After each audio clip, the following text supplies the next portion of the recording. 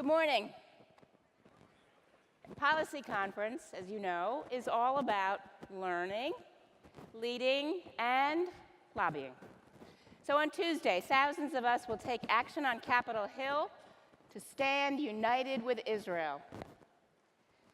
We will come together to urge members of Congress to support legislative efforts which enhance the U.S.-Israel relationship. AIPAC's lobbying agenda this year is focused on three core issues: countering Iran's regional aggression, providing Israel with much-needed security assistance, and fighting the delegitimization of Israel instigated by international organizations.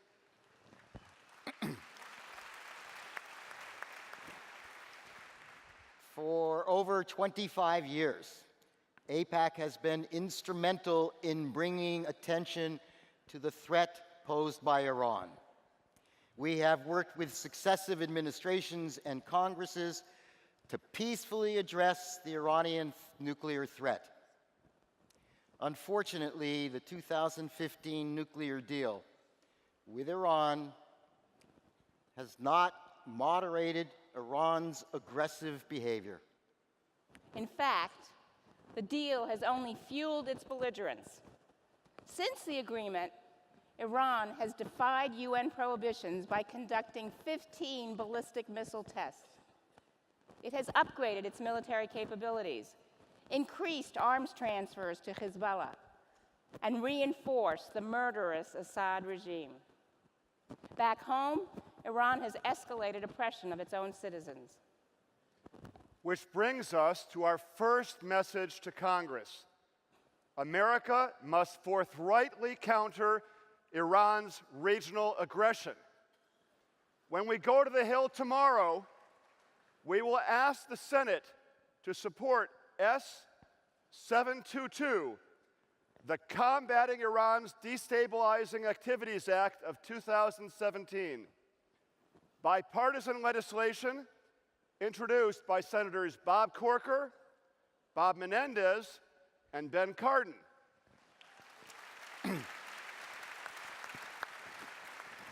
And in the House, we will lobby for H.R. 1698, the Iran Ballistic Missiles and International Sanctions Enforcement Act, a bipartisan bill introduced by Representatives Ed Royce, Elliot Engel, Kevin McCarthy, and Steny Hoyer.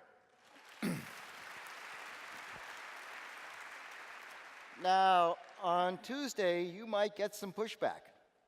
You might hear additional sanctions would violate U.S. commitments under the nuclear deal. But that is incorrect. The United States explicitly retained the right to sanction Iranian violations of their non-nuclear commitments. The point to make here is that these new sanctions will not violate the Iranian nuclear deal. In fact, they will reinforce it by letting Tehran know that any violations will be met with strict enforcement and serious consequences.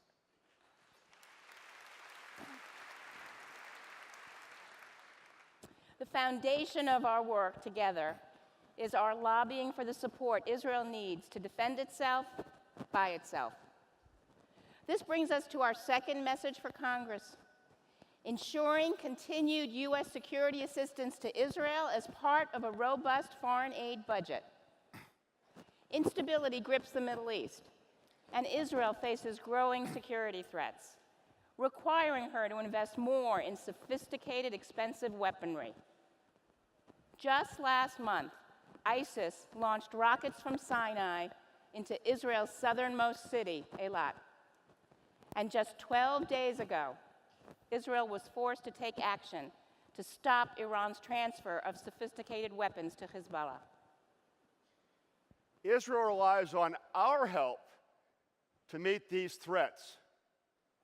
For decades, America has understood that it's in our national interest that Israel has the resources it needs to respond decisively, both to near-term threats like Hezbollah or Hamas, and longer-term threats like a nuclear-armed Iran. To help meet these threats, on Tuesday, we will ask members of Congress to fully fund $3.1 billion in military assistance to Israel in accordance with the last year of the 2007 Memorandum of Understanding. We will ask members to fully fund U.S.-Israel missile defense programs like Iron Dome, David Sling, and Arrow. These systems protect Israel from the threats of missiles launched by Hezbollah, Hamas, and Iran. And we will ask members to support a robust overall foreign aid budget and oppose disproportionate cuts. At just 1% of the federal budget, foreign aid is a cost-effective and strong investment that helps to ensure America's leadership around the world.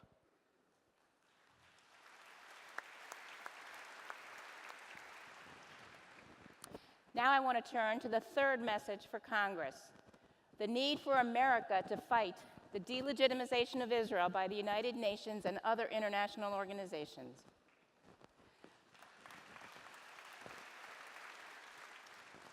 Almost every day, Israel faces unfair criticism and attacks that seek to stigmatize, delegitimize, and isolate the Jewish state. From the 1975 Zionism is Racism resolution to last December's UN Security Council Resolution 2334, the UN spends more time criticizing Israel than any other nation, while promoting the Palestinian narrative and advancing Palestinian demands. Serious human rights crises grip our world. Yet Israel is the only country the UN Human Rights Council scrutinizes every time it meets. Just last week, the Council rebuked Israel in 5 separate resolutions. Anti-Israel bias at the UN, along with the broader BDS movement, hinder the prospects for peace and must be stopped.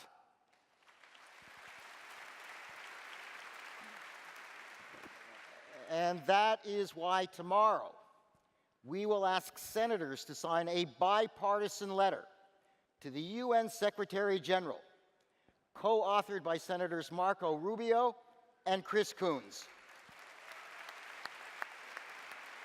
The letter demands that the UN end its one-sided criticism of Israel. And we will ask both senators and representatives to co-sponsor the Israel Anti-Boycott Act, which prohibits U.S. companies from cooperating with international boycotts of Israel. It is co-authored by Senators Portman and Cardin in the Senate and by Representatives Roscoe and Vargas. This is our path forward, responding to Iran's aggression in the region, providing Israel with much-needed security assistance, and fighting the delegitimization of Israel. This is our path to preserving Israel's security and our nation's security. And this is your message on Tuesday. Thank you.